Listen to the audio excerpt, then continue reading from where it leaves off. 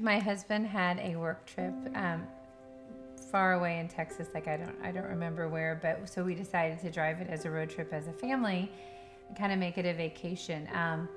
And Luke had said before we left that kind of his side was hurting.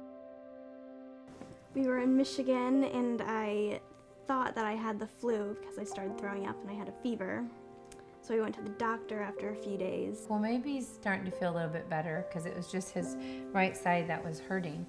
But then we were driving back and it wasn't, and the doctor was like, you need to go to a children's hospital. I knew in the emergency room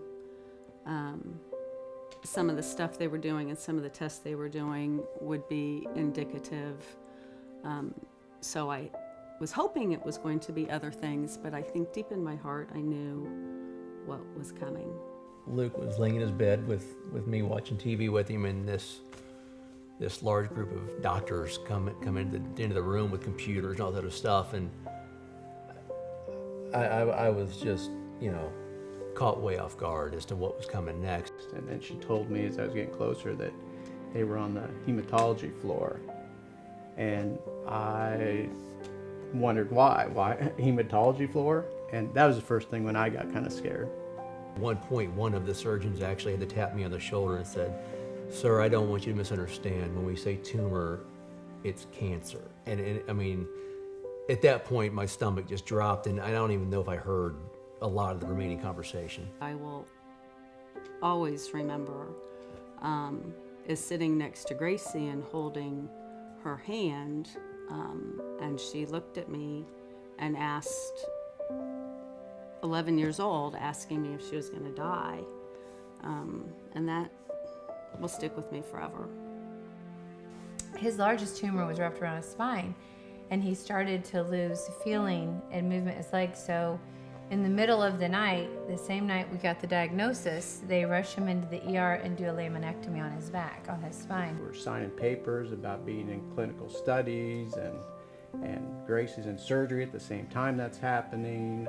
I don't even know that we dried tears and stuff like that. It was just happening so fast. He was terrified. These big machines they're putting him in, and I just remember he was like wetting him all over himself, and he was throwing up on me, and I was covered in his puke, and I was screaming, and I couldn't go in there with him. And I actually told the nurse, I'm like, this doesn't feel right, and I think I just need to take him away from here.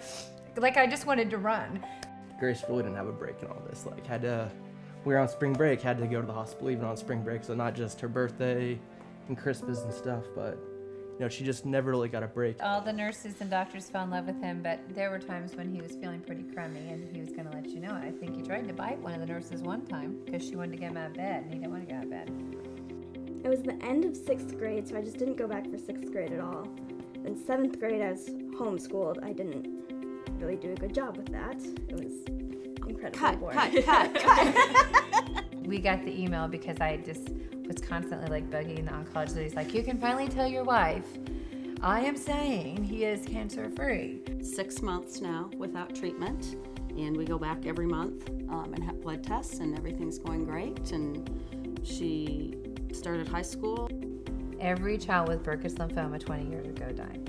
And because of research that LLS has given, personally saved his life, and so I will be in debt forever. And at the end, I got to eat a giant cookie. Yes. Nurse Elisa made him a giant cookie. He got to ring the bell when he was done with treatment. We depend on their research. We realized that if she would have been diagnosed 10 years ago, she may not be here with us. There's no words. I mean, people go out of their way to do the research and do the testing and do the things that normal folks don't have any idea what they're doing, trying to find a way to help little guys like this. And in this case, they did exactly that. They saved my little boy.